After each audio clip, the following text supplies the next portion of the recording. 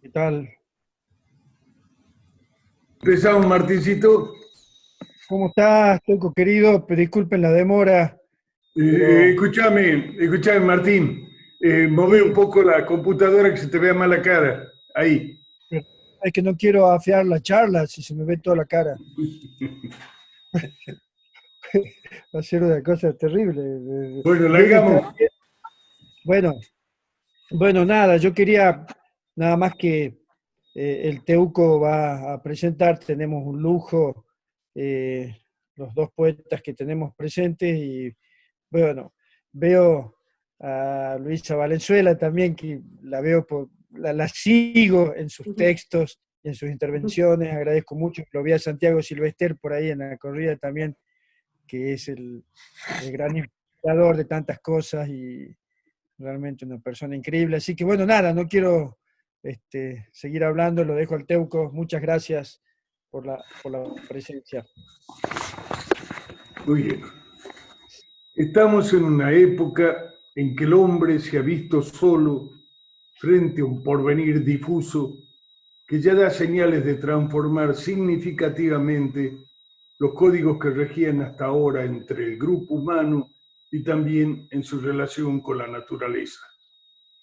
El planeta se está haciendo oír y son más las preguntas que las certezas. Ante esta incertidumbre, como dije, puede que sea la poesía, que sabe mucho del futuro y de nuestra verdadera esencia, la que nos abre el camino.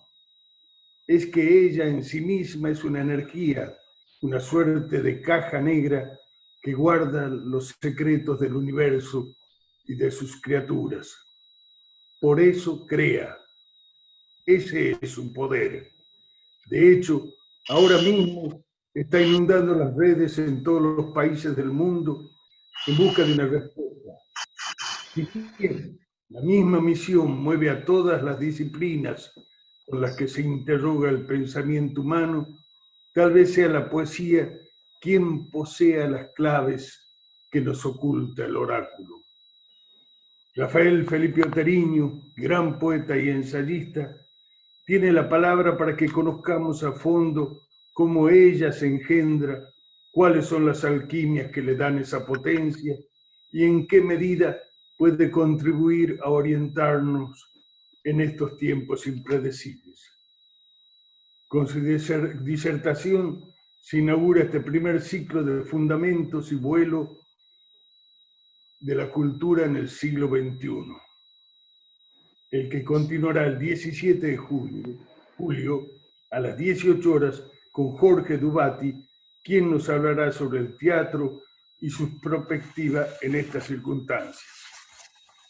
Antes de dejarlo con Rafael Felipe Oteriño, les cuento que nació en La Plata en 1945, ha publicado 12 libros de poesía, el último titulado Y el mundo está ahí, y el volumen de ensayos sobre poesía, Una conversación infinita.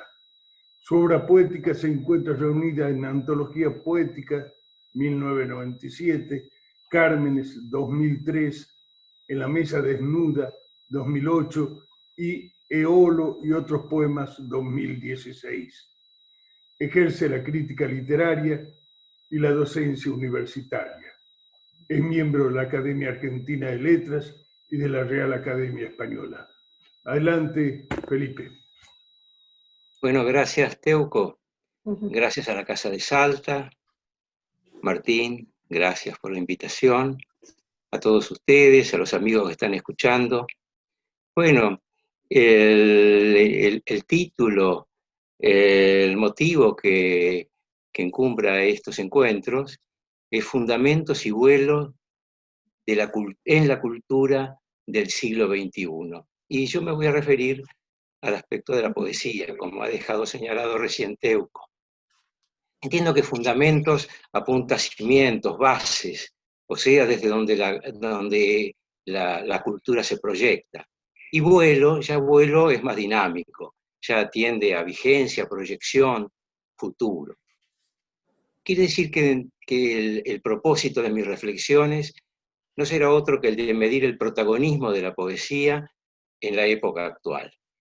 Voy a decir de entrada que pese a tratarse de un lenguaje especial, un lenguaje dentro del lenguaje, se ha dicho, un lenguaje que algunos dicen que solo hablan los poetas, pero nosotros lo tenemos al ladito nuestro, como cómplices nuestros,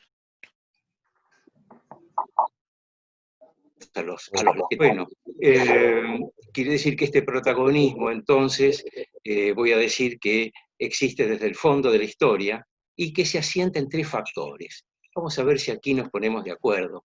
Yo he revisado un poco este protagonismo de la poesía y he encontrado que se asienta en una libertad intrínseca. La poesía es esencialmente libre. Esto que le ha permitido pasar de la oralidad al formato escrito y del formato escrito, o sea, de la escritura, volver a la oralidad y sin pérdida. Más bien, al contrario, enriqueciéndose. De la oralidad ha tomado esa libertad, esa creatividad, esa proximidad a los sujetos, a las cosas, a las historias, y las ha volcado en el lenguaje escrito. Y en el lenguaje escrito ha encontrado una forma. O sea que la oralidad se ha visto también acotada por este poderío de la forma. La adaptación, el segundo extremo en el cual se sostiene este protagonismo de la poesía es su capacidad de adaptación. Ello le permite ser transparente, festiva, celebratoria, cuando las circunstancias lo permiten, y hermética cuando los tiempos se enrarecen. Esto miramos hacia atrás en la historia y vamos a ver que normalmente en épocas opresivas la poesía se vuelve hermética. ¿Para qué? Y bueno, porque a veces no se puede decir las cosas explícitamente y entonces hay que decirlas de manera figurada. Y de manera figurada a veces son más filosas que de manera explícita. Tengo en mis lecturas poetas que han hecho una obra muy encumbrada a partir de esa dificultad. Cuando no podía ser transparente, se volvían herméticos. El más cercano, porque además es creador de una estética, sería Montale, en pleno fascismo en el siglo XX. Pero mucho más cercano a nosotros podía ser el polaco Herbert, que se quedó en Polonia durante el estalinismo, y él utilizó un lenguaje absolutamente culto, elaborado, escondedor, para crear una poderosa poesía. O sea que entonces, primer pilar, libertad intrínseca. Segundo pilar de este protagonismo de la poesía, capacidad de adaptación. Y el tercero, su peculiar formato. Cualquiera diría cuál es el formato de la poesía y entonces acudiría a las formas canónicas. Oda, himno, soneto, lira, pero copla. Estamos en la Casa de Salta, estamos en el noroeste argentino, y ahí la copla es la dulzura del ambiente. Esa copla hecha por un autor, muchas veces anónimo, pero que el lector que la repite y que la memoriza y que la transporta de un lado a otro, la va rehaciendo. Bueno, cualquiera diría que estos son los formatos de la poesía. Sin embargo, yo he entronizado ya en ese libro que ustedes han mencionado recién, que hay tres notas caracterizantes de la poesía, que serían la intensidad semántica, la concentración estilística y la velocidad.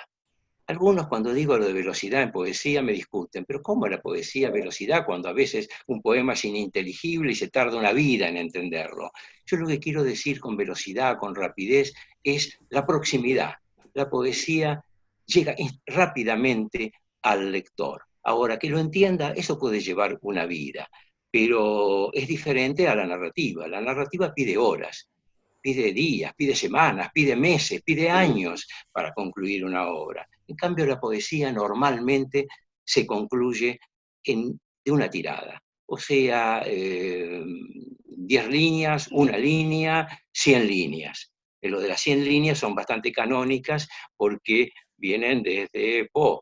Cuando Poe cuenta cómo escribe El Cuervo, que dice, y bueno, no me podía extender de 100 líneas, porque 100 líneas permiten de una tirada leerlo. Y si uno necesita cortar la lectura, ya el embrujo se pierde. Entonces, la poesía tiene este carácter. Es rápida en el contacto, no en la dilucidación. Bueno, bajo estas condiciones, la poesía produce un encuentro particular con las palabras, distinto de los otros encuentros que uno puede tener con el lenguaje. Un encuentro, yo diría, con la materialidad de las palabras, antes que con lo que éstas significan. A veces nos enamoramos de un poema. Yo, que tengo un contacto y el gusto de un contacto casi físico con la poesía, me enamoran, me seducen la forma de los poemas. Me ha ocurrido con los poemas en idioma que no domino, que ya me produce un encantamiento ver su forma, la distribución en la página. Bueno, ese es el primer contacto que uno tiene con la poesía. En otros casos, bueno, el contacto es ya con la sonoridad de las palabras, no el aspecto visual. Cualquiera puede ser. Dylan Thomas lo dice de una manera magnífica en su testamento poético, cuando dice, acudí a la poesía porque me había enamorado de las palabras, por los colores que arrojaban a mis ojos. Ahí estaban ellas, aparentemente inertes, hechas de blanco y de negro, pero de su propio ser surgían el amor, la piedad, el dolor, la admiración, todo eso que hace grandes y efímeras nuestras vidas. Ahora bien, esto es así, esto fue así. Pero la operación de escribir y leer poesía se cumple en nuestros días, acaso de una manera también diferente. En medio de una abundancia de imágenes, voces, pantallas, sonidos, idiomas, que si por un lado la enriquecen, proponiendo nuevos modos de ver y de conocer, por otro lado la ensordecen con la superposición de lenguajes, heterogeneidad de contenidos, confluencia de tiempos disímiles, centelleos, recortes, a los que se suman premura, vértigo, velocidad, que son las tónicas más reconocibles de nuestro tiempo. Todo esto, naturalmente, produce efectos en la escritura de poesía. Lo cierto es que participamos de un mundo audiovisual en el que la realidad natural se ve sustituida por otra que es en gran medida artificiosa. Se reemplaza el conocimiento simbólico por el estrictamente convencional y práctico. El orden normativo de las palabras parece interesar más que su componente mágico. ¿Lo viste, chico, ya que estoy escuchando los demás? Si se gritan todos, ¿cómo? Fíjate que se está activando la computadora, Rafael, un video que tenés ahí. ¿Por qué? Que silencien a todos. Se está activando un video. Silencia a todos. Está saliendo otra cosa. Rafael, un segundito. Les voy a pedir por favor que silencien sus micrófonos y que solamente quede abierto el micrófono de Rafael. Gracias. ¿Y ahora? No fue culpa. ¿Continuamos? Flor, si vos, hay gente que por ahí no sabe silenciarlo, la administradora lo puede silenciar todo desde, digamos, puede silenciar todos los micrófonos, si quiere, menos el que no hay que silenciar.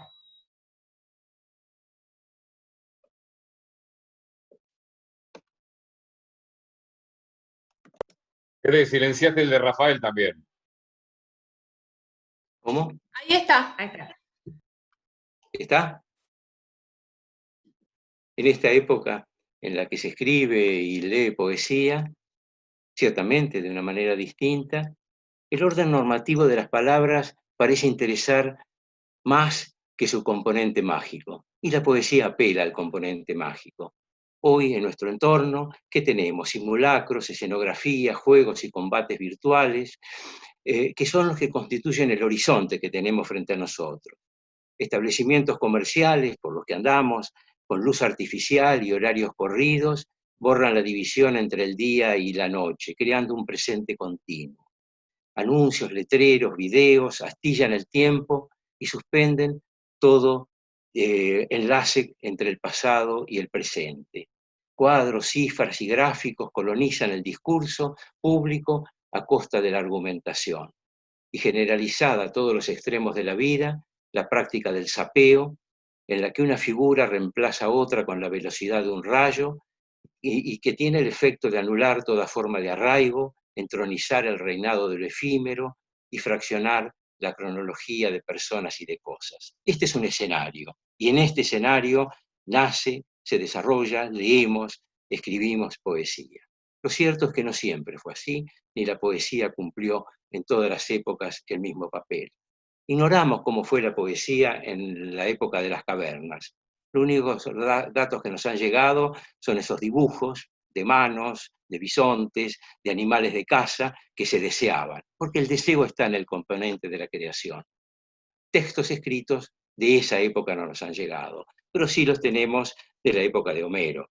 Ahí tenemos que la poesía en tiempos de Homero fue portadora de historias y leyendas que circulaban de boca en boca. Luego cumplió funciones didácticas, transmitiendo conocimientos sobre agricultura y sobre navegación, con Hesíodo, por caso. Emprestó su lengua para inaugurar la búsqueda de un saber sin supuestos, a espaldas del mito. ¿Cuándo fue esto? Con Heráclito, con los presocráticos, o sea, estamos siglos VII a.C. Y la poesía dio su formato para estos otros menesteres. Luego ya en Roma, ya en tiempos de Virgilio, repite la enseñanza con respecto a las labores agrícolas. Y tanto en Grecia como en Roma ocupa la escena teatral y llega a conjuntos de oyentes que veían en la actuación de los dioses una anticipación de su propio destino. En salmos y coros, ya en la Edad Media, pobló de imágenes la asamblea de fieles del cristianismo. Esto ha llegado hasta nosotros. Rozó la inquietud metafísica por el cosmos, cubriendo de fascinantes monstruos las cartografías de la humanidad. Se halló a la moral, al derecho, a la iluminación mística, y en forma oral o escrita sirvió a los grandes combates de la humanidad. Adoptó la modalidad épica, la solemnidad hímnica, y hoy persevera bajo dos condiciones, modalidades tan viejas y nuevas como son la lectura en voz baja del lector solitario y la poesía oral dirigida a un oyente múltiple e indiferenciado. Tuvo también otros momentos la poesía en los que ya se ajustó a la preceptiva, potenció sus valores sentimentales, oníricos y musicales y se dio a la tarea de rimar el mundo, sobrelevando episodios de la vida diaria, como ocurrió en el romanticismo. Hasta que llega un momento, fines del siglo XIX, en Francia, donde concentra su potencia en la arquitectura verbal, poniendo de resalto el abismo que existe entre el lenguaje poético y el lenguaje comunicativo. No son lo mismo. El lenguaje poético ya ahí queda claro que es otra cosa. No se pone al servicio del derecho, de la historia, de la filosofía, sino que produce una suerte de autonomía y empieza a pensar dentro de la poesía con un lenguaje propio. ¿Qué nombre tenemos que dar? Mallarmé, por supuesto. Él se desprende del yugo de contar y entroniza una vertiente más rica, la de inventar. El poeta inventa, crea una realidad sobre la realidad. Verso y verso coinciden, dice Mallarmé, y entonces se pone en la apuesta de crear que el poema sea casi como un reflejo del universo, que se superpone a este. Esto después es repetido y es tomado por las vanguardias en particular y llega hasta nosotros. Cada tanto la poesía se refresca volviendo a modalidades anteriores. Se corta el factor discursivo y la enorme presión del pensamiento científico, positivista y afirmativo conduce al retraimiento de la palabra poética y de su mano a la fragmentación como programa. Esto de la fragmentación, el poema como una pieza que ha implosionado, que está fragmentada, que está arrojada sobre la página, esto es muy de nuestro tiempo. Un lector no iniciado en la poesía se sorprende ante esto. ¿Qué se trata de esta figura de palabras sueltas en la página? ¿Qué es lo que están diciendo? Bueno, el poeta está diciendo que todo es significativo. Las palabras lo que portan, los blancos lo que callan, la distribución en las páginas por la dinámica que todo esto da. Esto es nuestro tiempo. Y así entonces hemos visto las prácticas del simbolismo, modernismo, neorromanticismo, surrealismo, hermetismo, coloquialismo social urbana, poesía de pensamiento. Un contemporáneo nuestro, un querido amigo que me da el gusto mencionarlo, Javier Aduriz, entronizó otra figura, que era la de el posclásico. Decía que nosotros, nuestra generación, que hemos leído todo lo que nos precedió, pero que estamos en nuestro tiempo y hemos hecho un refundido de voces en nuestra poesía, somos posclásicos. Es un ismo, un hito que sería bueno retomarlo, porque tiene mucha miga y da mucho para pensar, aparte de homenajear al amigo. Bueno, ¿qué tenemos ahora? Y tenemos otro naturalismo también, que corre paralelamente a nosotros, a nuestro tiempo, es el de la performance. Arribamos a un presente en que la poesía parece ser, y aquí se impone la discusión estética, lo que el propio autor dice que es poesía. Esto que parecería una irrespetuosidad o una ligereza, sin embargo, lo he escuchado en lugares celebrados. Finalmente, la poesía es lo que el poeta dice que es poesía. Podemos compartirlo, podemos debatir. Yo creo que por eso digo que esto invita a una discusión estética. En alguno de mis viajes tomé contacto con un artista multicultural, Benjamin Boutier. Fue en Francia, pero él ha trabajado más en Italia, que abona este fenómeno de la mezcla, del ensamble de estilos y de artes con una frase: se reposer ici es art. O sea, esto que está aquí, eso es arte. Lo que yo señalo con el dedo es arte. Por las dudas, por si el espectador o lector no lo admite como tal, bueno, él va a decir, le pone un cartelito abajo: esta instalación, donde hay palabras, donde hay cosas ensambladas, bueno, señores, esto es arte. O sea, es arte porque lo dice el autor. ¿Qué es lo que lo podría sostener? Dos elementos: la idea de novedad y la idea de instalación, de creación, de objeto nuevo. Estos son constantes del arte en general y de la poesía en particular. Lo cierto es que pueden variar los tiempos, las formas, la centralidad de la palabra, pero la poesía tiene siempre algo que decir. Reacia a cualquier encasillamiento, musical o lacónica, invita a un ejercicio de atención para una mente sobrecargada de mensajes. Abrirse a la intimidad de la escucha, explorar el instante, convertirse en testimonio del vivir y del contar, del enunciar y del conocer, completan el núcleo de su labor. De otros diluvios oigo una paloma. No debo aclarar que esto que estoy citando es de Ungaretti, porque está en el horizonte de todos nosotros. De otros diluvios oigo una paloma. Esto es un poema. Esto está rodeado por una página, el resto es todo blanco. Con él capta la esperanza depositada en la parte menos visible de la existencia. Contemporáneamente a él, Ezra Pound escribe: la aparición de esos rostros en la multitud, pétalos de una rama negra y húmeda. Es otro poema, no hay más, es eso, y ahí hay un mundo. Por eso aquellos de intensidad, concentración y velocidad de impacto. Ezra Pound señala con esas dos líneas la humanidad de ese mismo sujeto anónimo, inmerso en la multiplicidad de la urbe, que es el horizonte que hoy nos rodea y desde el que escribimos. Sí, señores, sí.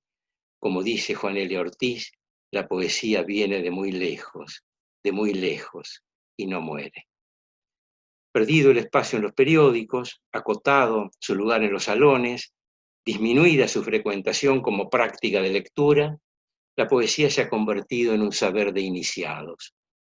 El poeta y el lector asiduo son esos iniciados. Uno operando como disparador, el otro como coautor, en el acto de hacer suyo el poema al leerlo. De esta manera, la poesía ha cedido en parte su condición de arte público. Acá también me lo podrán discutir. Yo creo que la poesía se ha centrado, ha concentrado su intensidad en la privacidad, en el mundo de lo privado. Hoy ya no estaría en boga ni sería del todo satisfactorio, ni seguido, ni contemplado, ni aceptado aquellos poetas que estaban llamados por su mención hímnica a cambiar el mundo. Pensemos años atrás en nuestra política, cuando Alfonsín estaba cerrando su campaña, apeló a la Constitución, que era un modo de apelar a algo hímnico, no apeló a la poesía. En otros tiempos, tal vez los poetas eran más protagonistas de la cosa pública. Hoy puede ser que cambie, hoy no, me parece que el ámbito de la poesía está recogido, está concentrado en lo privado. De esta manera, la poesía ha definido un perfil, asistida por ese viejo prestigio que paradójicamente no fue puesta en duda desde Platón, no ha sido puesta en duda, pese a que Platón lo puso en duda, porque en el libro quinto de la República más bien no le da lugar a los poetas en la organización de la polis. Pero él, que es poeta en la generación de imágenes, sin embargo, cuando decide crear una república ideal en la Magna Grecia, en el sur de Italia, a los poetas los excluye, y esto ha quedado en la historia. Bueno, la poesía, pese a eso, no perdió de ninguna manera su vigencia, su protagonismo, como decía al comenzar.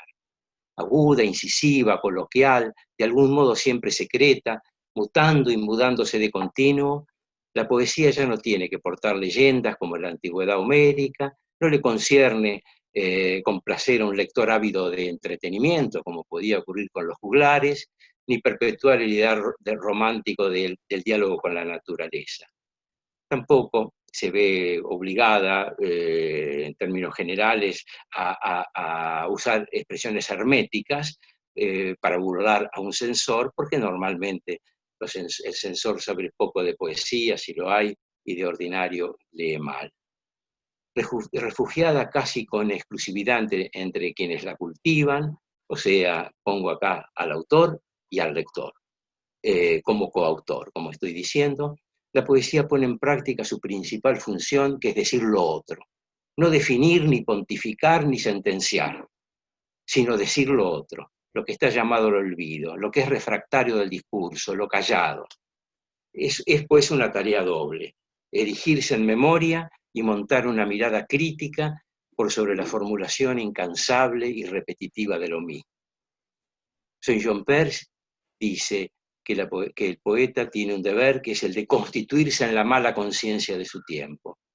Yo también agregaría, y también en la buena conciencia de su tiempo. Hoy tenemos que lo fragmentario, lo casual, las dimensiones de la posverdad, han tomado el lugar de los antiguos motivos de la poesía, y la poesía se ocupa de esto. La poesía hoy hace un paneo y no hay un tema preferible, no hay un tema ideal para tratarlo. Todos los temas y todos los lenguajes son apropiados para la poesía. Su libertad expresiva, que va de la mera comunicación, potenciando las palabras frente al juego de las correspondencias y de las analogías, lo convierte en una caja de resonancia que ofrece una imagen más vasta, más completa del universo. Hoy tenemos que el procesador de textos, el vínculo electrónico, el mail, Twitter, WhatsApp, el muro de Facebook, han dejado su impronta en el proceso de configuración de lo escrito, y es posible hablar de una poesía visual, fonética, digital, que circula por las redes inventando y reinventando el mundo. Hoy los poetas bajaron del Olimpo. ¿Quién lo dice esto? Esto lo dice Nicanor Parra, poniendo de relieve que la poesía sabe de talas indiscriminadas, de incendios de bosques, de migraciones masivas, de aniquilación de lenguajes familiares. Y la poesía se ocupa de esto. todos estos son los temas que la poesía está llamada a abordar. La ecología, uno de los temas urgentes de nuestro planeta, de los cuales se ocupa la poesía. Precisamente Nicanor Parra, en épocas en las que su país era difícil abordar muchos temas, sobre todo temas políticos, él encontró esta otra salida de limpia, pura, intensa, de estar contemporáneamente a un gobierno dictatorial que había en su país, él estar hablando de la ecología en la poesía.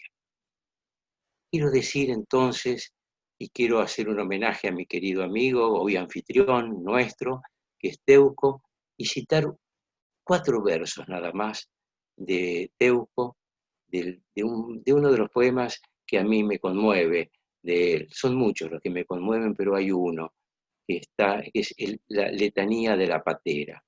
De ese tema la poesía también se ocupa. O sea, la poesía tiene un corte social comprometido. ¿Y cómo lo hace? Apelando a un lenguaje exquisito, bello, intenso, desarrollado, explícito. Estas 4 líneas que a mí me conmueven, dice Teuco, entran al mar y se llevan un atadito de ropa y otro atadito de pena para el viaje.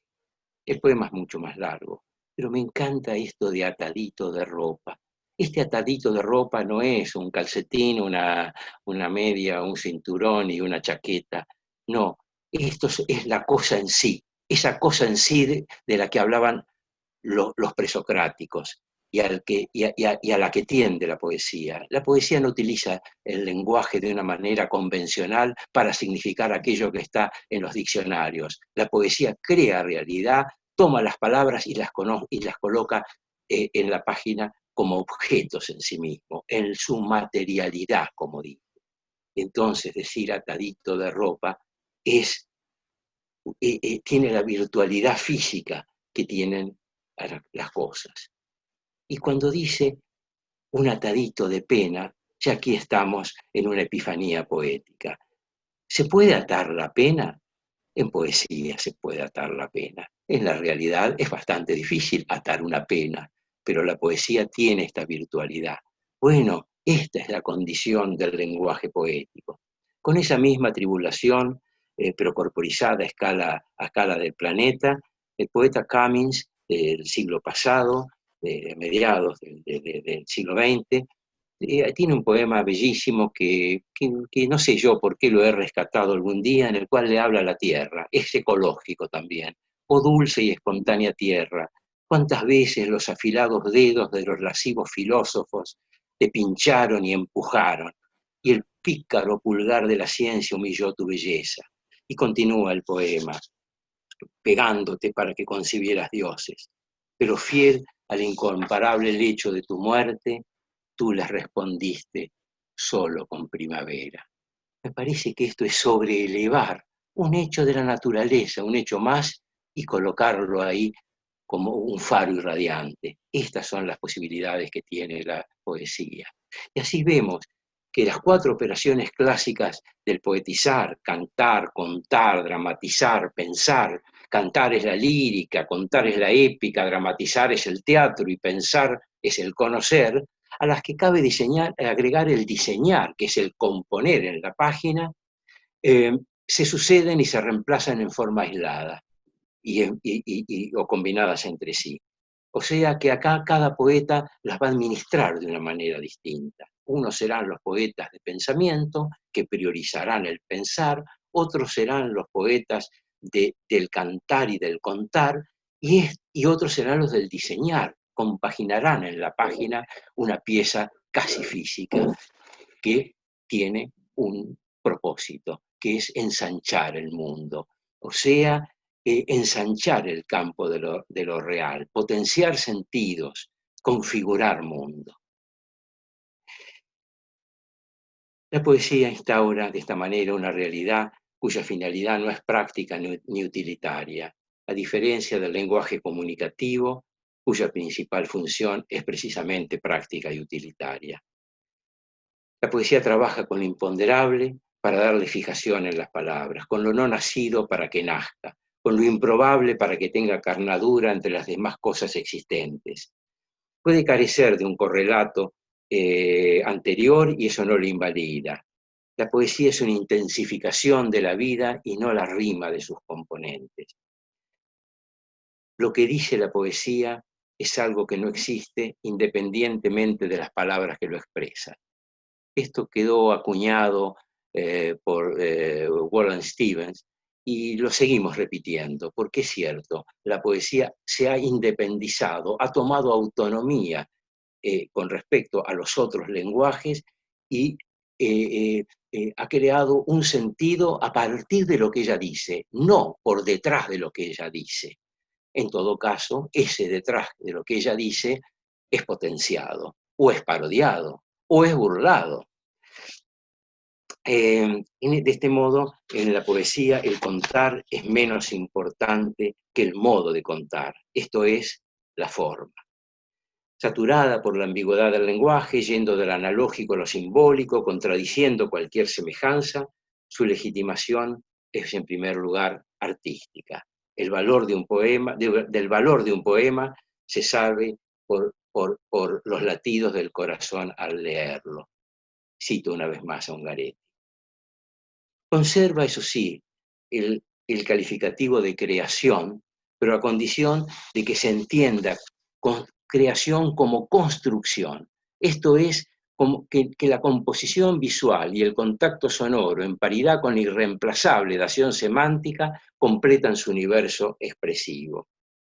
Todos estos extremos, aisladamente o en conjunto, hablan, y lo que dicen no es tierra, agua, fuego, aire, sino la poesía de los vocables tierra, agua, fuego, aire.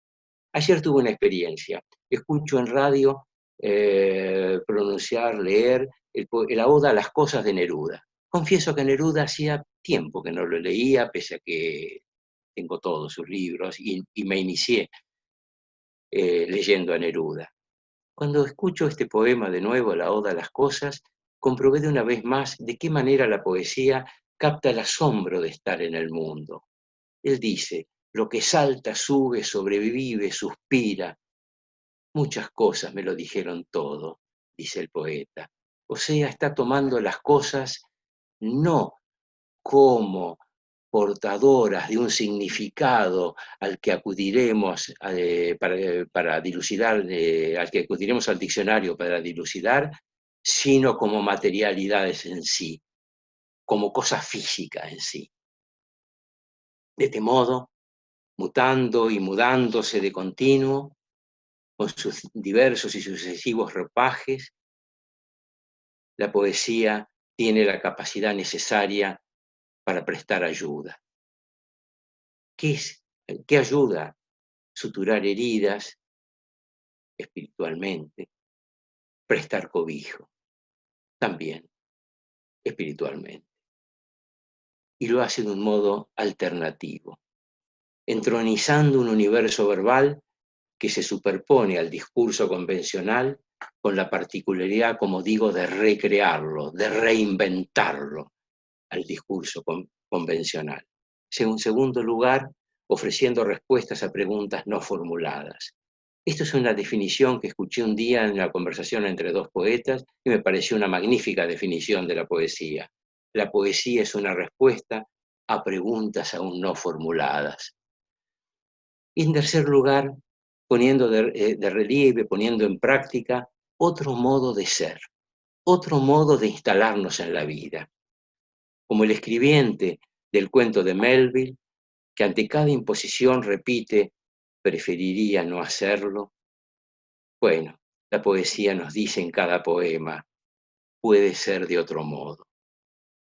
Sí, la poesía evoluciona, se reinventa, varían los temas, los modos, las representaciones, los nuevos desafíos le sugieren nuevos temas, el trajín de la calle le introduce otra música, atravesada por la poderosa tradición crítica de la modernidad y no susceptible de verificación como la ciencia mediante las pruebas del ensayo y error, nada hay en la poesía de científico ni de objetivo.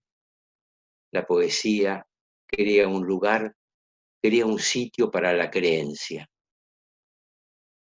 La fe en las palabras sienta su autoridad, antes que cualquier color local que pueda circunscribirla a una lengua, un territorio o una época. Más allá inclusive de su propia inteligibilidad, que como lo sabemos, como lo he dicho, está en manos del tiempo y del lector. Y así, cuando los caminos de la razón se cierran, ahí está ella, en la inagotable diversidad de la experiencia del mundo, como última red de sentido, tendiendo puentes, atravesando fronteras. Nada más. Gracias.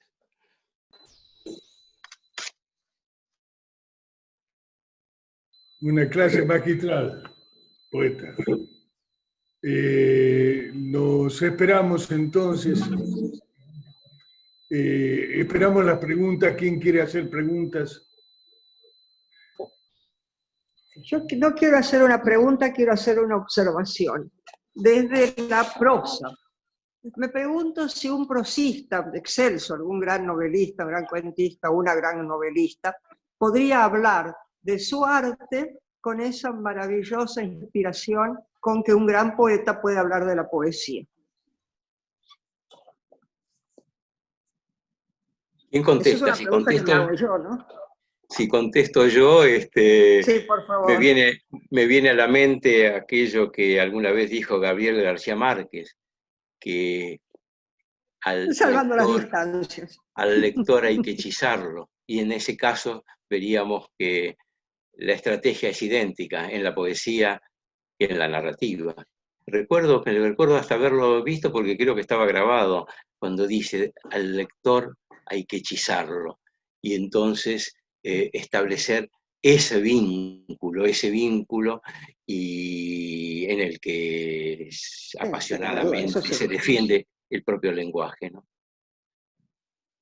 No me Así es, Luisa. Me inspiró muchas cosas, pero yo dejo hablar a otros, lo que estuviste diciendo. Te agradezco mucho, mucho, mucho. Entonces, si me permiten, Roberto Arizmendi, yo quiero felicitar a Rafael. Realmente toda su intervención, no hubo desperdicio de palabras ni de tiempo. Maravilloso, concreto, muy preciso, con una luminosidad que a mí me parece asombroso, y la precisión del análisis también excelente. Así que felicidades. Yo creo que es un texto, si es que se transcribe, un texto maravilloso para ser difundido. Y gracias por la invitación. Sí, todos los textos de este ciclo van a ser editados después en un libro. Y además veremos también si es que se puede grabar las disertaciones a fin de difundirlas ya grabadas, porque mucha gente tiene dificultades para acceder a este tipo de comunicación.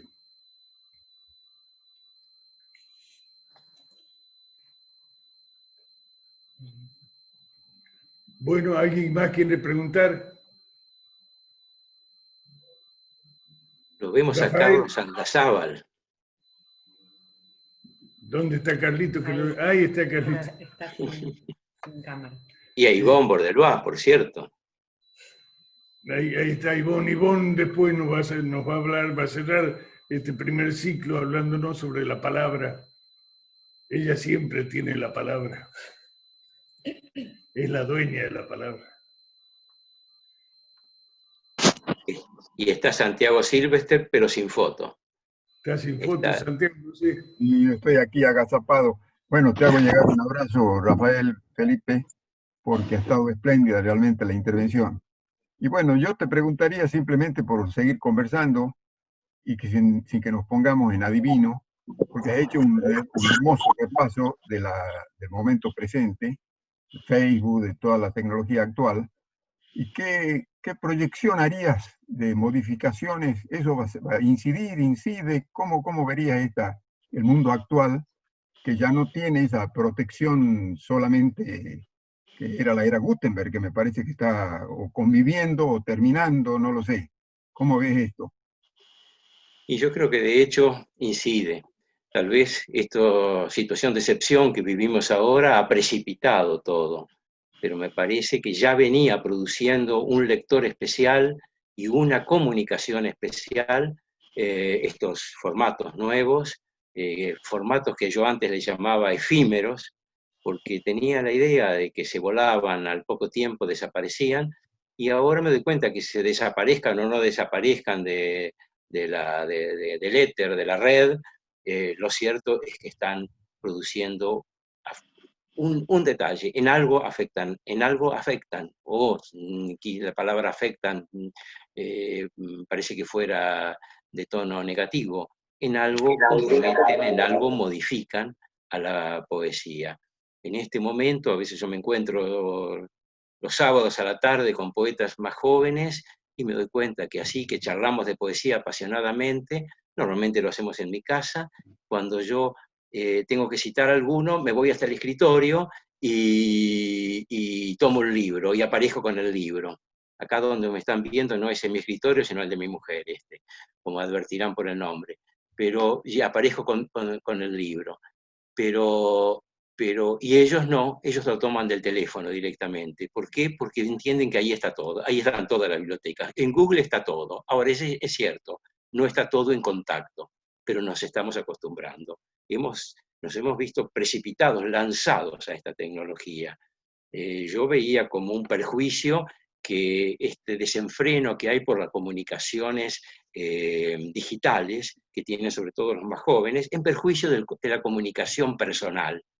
Bueno, sin embargo, hoy por hoy deberíamos estar agradeciendo esta comunicación digital, porque ya la personal, la de cachete a cachete, ya no es posible. Siempre me pregunto, ¿a dónde irán a parar aquellos besos simples en nuestro país, dobles en España y triples en Francia? ¿A dónde van a parar esto? Y bueno, y en la poesía, estos nuevos formatos en algo la afectan. Yo no sé si la poesía no puede ser la primera beneficiada. Casualmente, por la concentración, intensidad y rapidez, es la que es más afín a estos formatos, más que la narrativa, porque leer un libro en ebook no es como tenerlo en papel, ¿no? A veces un poema, en cambio, se puede ver en una pantalla. Santiago. Bueno, no, está muy bien. Yo también creo que el mundo ya ha cambiado bastante y esto realmente ha precipitado que nos hagamos un poco más duchos. Yo soy un inválido tecnológico y sin embargo, fíjate, estoy tan inválido que no he podido hacer, no me pueden ver, no sé qué pasa en mi computadora, pero de todas maneras me he tenido que adaptar. Y bueno, las ventajas también están a la vista.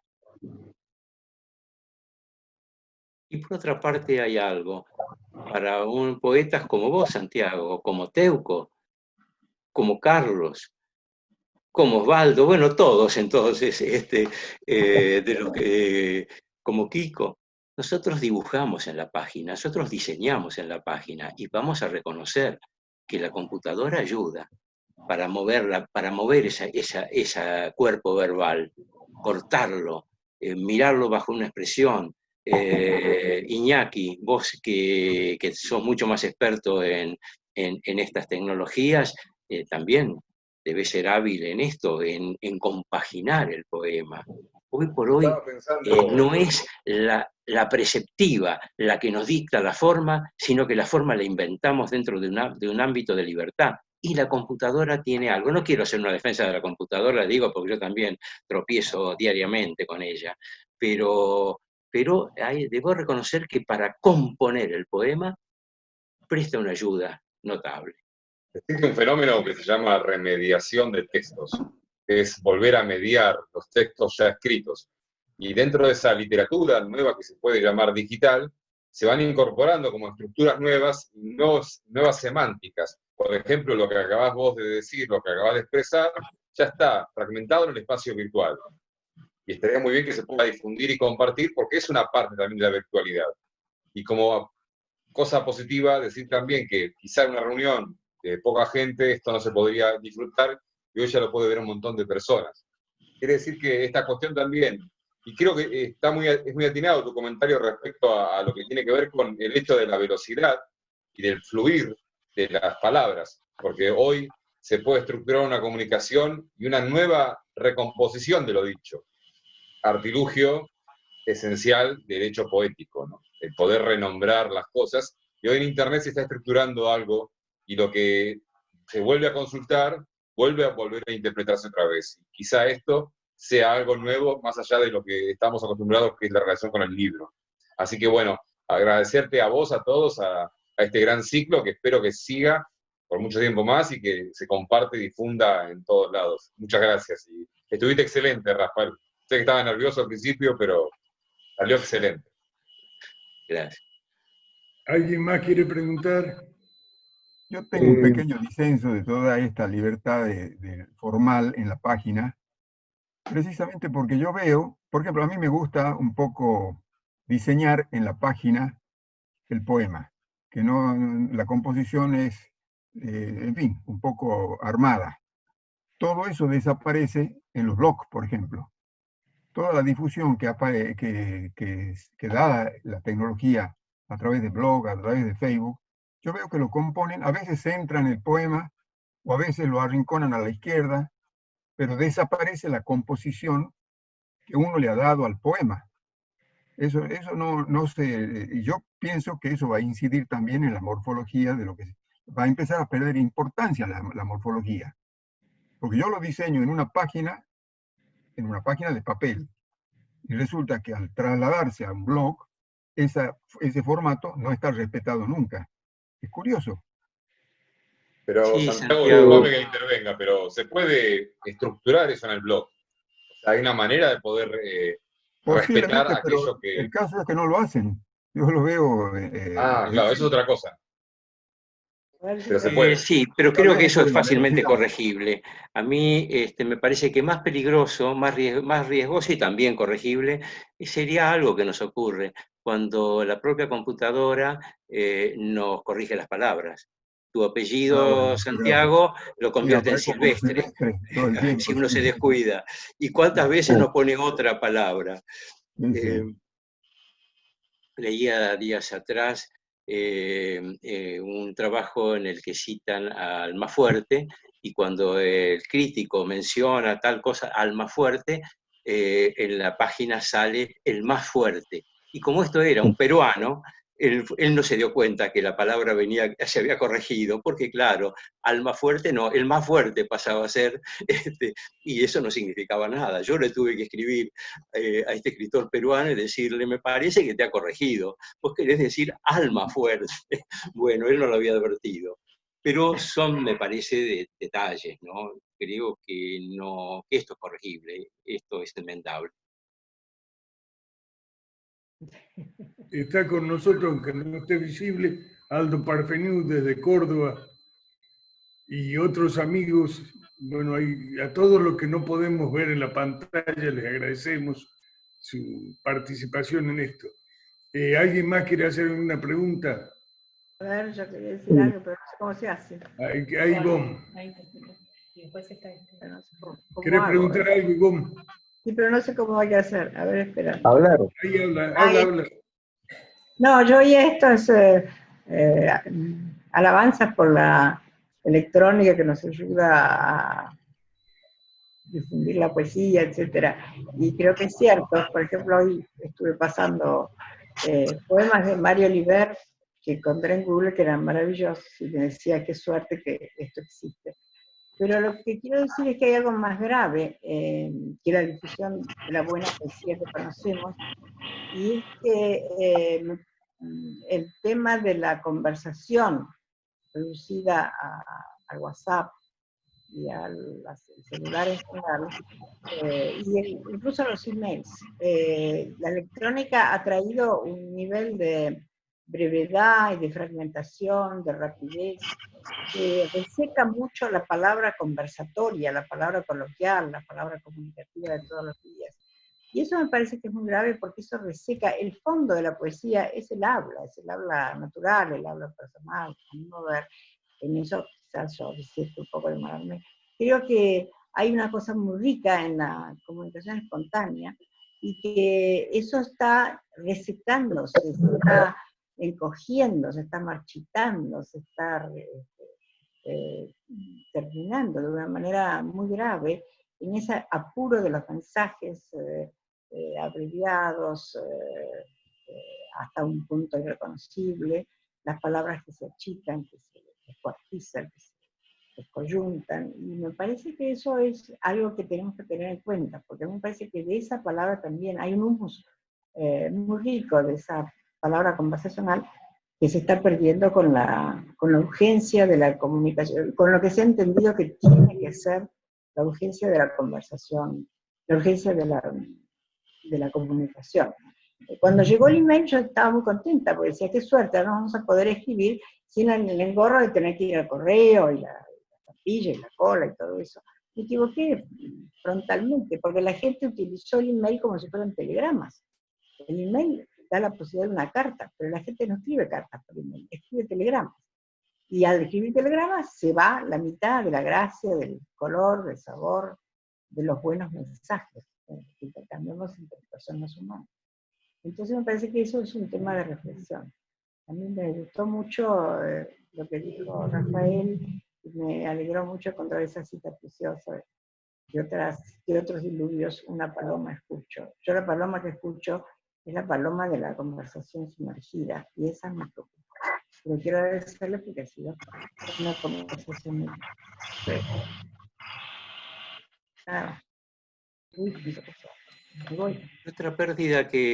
Otra pérdida más que hay, y es el de las cartas, el de la carta misiva, el de la correspondencia epistolar, que antes la recibíamos, tardaba 15 días en llegar y uno la guardaba toda la vida. Y hoy por hoy los correos son instantáneos, breves o no breves, pero se pierden, ya no se guardan. Yo he recibido en estos días, ordenando mi biblioteca, encontré unas cartas finales de días antes de morir mi íntimo amigo Horacio Castillo, el poeta Horacio Castillo de La Plata. Y de golpe me conmovió, porque yo le había saludado por el cumpleaños, él moría un mes después, y él me envía una carta preciosa en la que naturalmente, como en todo ese horizonte de lo desconocido, él no sabía qué le quedaba, y él me dice, pero ¿qué estoy haciendo? No soy, y te cumplía 76 años en ese momento, ¿soy acaso un anciano? Si yo me siento joven. Y entonces me firma, Horacio el joven. No estoy yendo a Bizancio, recuerda aquel poema de Yeats, que Bizancio no era un país era un país para jóvenes, o que no era un país para viejos, no recuerdo bien. Y él dice, Horacio el joven. Yo pensaba que a los 20 días moría. ¿Qué me permitió? Pese a que vino en una computadora, yo lo copié, porque me pareció conmovedor eso, lo copié. Y si no se hubiera perdido, como todas las cartas que a diario uno recibe hoy en el correo electrónico, digo, otra pérdida. Pero lo cierto es que nuestro tiempo es fragmentario, ha asumido como comunicación lo precipitado y los fragmentos, nos llegan por fragmentos, y la poesía ha acompañado eso de alguna manera. La poesía no es tan acabada como en otros tiempos. A veces el factor de lo quebrado, de lo fragmentario, también pasa a ser un valor expresivo de la contemporaneidad. Se nos ha ido Teuco. Se me fue el Teuco. A ver si está por ahí. Ahí está. Ahí sí. ¿Alguna otra pregunta? Bueno, no, una pregunta. Carlos Aldazábal. Saludarlo a Rafael, que estuvo muy bien, el texto que ha leído, me ha parecido estupendo. Ahí la veo Silvia Maldonado y me acuerdo de ese hermoso poema de Edgar Bailey, ¿no? Es infinita esta riqueza abandonada. Y pienso que mucho de lo que habló Rafael, de lo que habló Luis, de lo que habló Ivonne, tiene que ver con esa riqueza abandonada que es la poesía, que aunque cambien las formas y aunque cambien las tecnologías, desde la época de las cavernas, como bien señalaba Rafael, a esta época de la post-era Gutenberg, acá justo estoy con el libro de Santiago que me ha llegado de Eudeva sobre la forma poética, libro que está muy bien y que lo estoy leyendo con mucho interés, así que gracias Santiago, llegó finalmente. Bueno, vemos que que la poesía ha ido adaptándose y que las formas que ha ido adquiriendo al mismo tiempo no se han perdido, es decir, la copla sigue siendo una copla y puede de repente escribirse en Twitter, y el soneto sigue siendo un soneto, y si bien se pierde, como decía Santiago, las formas en los blogs, en ciertas páginas, por ejemplo, los libros digitales no, los libros digitales, que es esa forma estable de la tipografía, que circula como libro porque se puede leer en los Kindle y en todos esos dispositivos, bueno, eso sigue, ahí la tipografía se respeta, se puede mantener de repente, ¿no? Y es cierto esto que dice Rafael, de que la fragmentariedad es como que es tan propia de la poesía, ¿no? Si uno piensa en los epitafios, esa forma de la poesía que está despidiéndonos a la hora de la muerte, se adaptan perfectamente a las formas epigramáticas de las nuevas redes sociales, y de repente también las nuevas redes sociales pasan a ser como panteones cuando uno ve un perfil de Facebook de un poeta que murió, y entonces encuentra ahí que está como presente en su poesía de alguna forma, y está efímeramente presente, como de algún modo lo estamos todos en este mundo. Así que bueno, nada, muchas gracias Rafael por tu ponencia, que estuvo estupenda. Gracias al TEUC y gracias a Casa de Salta por organizar estos encuentros que tanto bien hacen, ¿no? Bueno, Teuco, bueno, un Habla, poco para, sí, un poco para dar el cierre, si te parece, Teuco. Primero agradecer a Rafael la extraordinaria charla, cómo nos hizo volar por distintos lugares, hacerles llegar el saludo, el agradecimiento del gobernador y del ministro Canepa, también del ministro de Cultura. Creo que se va logrando lo que habíamos pensado con el Teuco de los fundamentos y el vuelo de la cultura, no referido a Casa Salta, sino hacer este aporte, que el vuelo no ha sido solamente por donde nos ha llevado Rafael, sino en las proyecciones y en los escenarios que hemos podido ver que pueden ir surgiendo, ¿no? Las preguntas, como decía Rafael, las preguntas no formuladas y las formuladas, que las preguntas formuladas también las responde la poesía y de gran manera. Nos ayuda, y como dijo Rafael, nos abraza, nos cuida, nos protege, más en esta época, ¿no? Qué bueno que la primera charla haya sido sobre poesía, porque yo por lo menos, y creo que todos nos sentimos bastante abrazados con las palabras de Rafael, y entre tanta gente que sabe tanto, me tomo el atrevimiento de hablar, ¿no? Santiago, Ivonne, Luisa, Carlos, bueno, los grandes poetas que hay acá. También me permito opinar esto de la tecnología, un poco en el sentido de lo que dijo Carlos recién. Es muy interesante lo que produce la tecnología en aporte a la poesía. Para ir a un dato, desde Calle Salta tenemos el Twitter autorizado por el Teuco de El Barbudo Castilla. Resulta que el Barbudo Castilla tuitea casi todos los días, ¿no? Tuitea, ¿y qué tuitea? Poesía. Entonces es una forma de llegar a los chicos de una manera extraordinaria. También es extraordinario cómo los chicos, en ese cambio que hace de las palabras el telefonito, la computadora, crean un lenguaje que es distinto y que le da una ambigüedad que es muy interesante. Yo escribo y me quedo viendo cómo me lo reubica según lo que dice ahí, y hay una cosa casi como de cadáver exquisito, ¿no? Casi medio surrealista en aquel tiempo, y creo que todas esas formas aportan a aquello que nunca va a ser dejado de lado y vamos a seguir. La salteña o el soneto o el decasílabo italiano, ¿no? En eso también quiero celebrar que estoy terminando el libro de Santiago, que realmente es increíble cómo nos lleva todo el recorrido por las formas y desde dónde se sitúan los poetas actuales.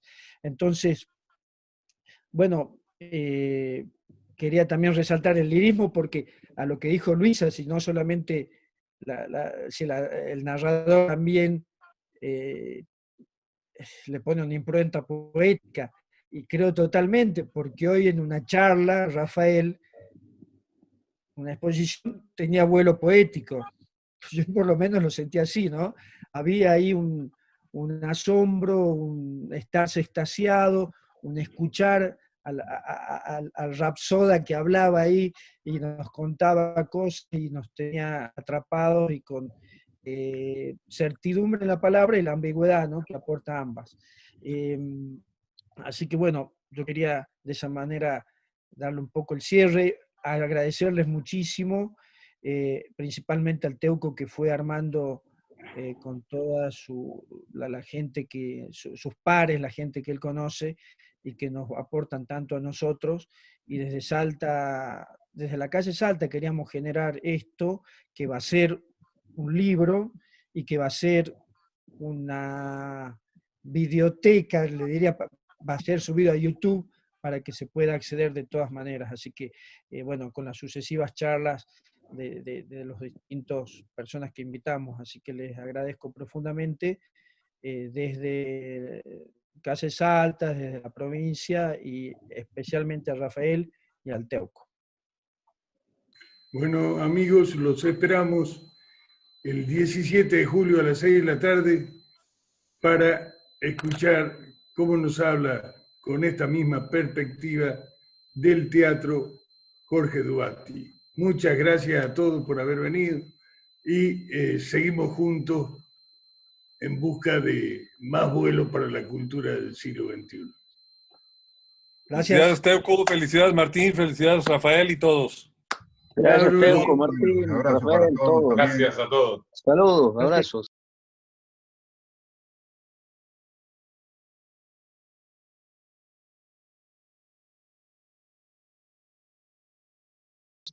A todos y a todas. Abrazo.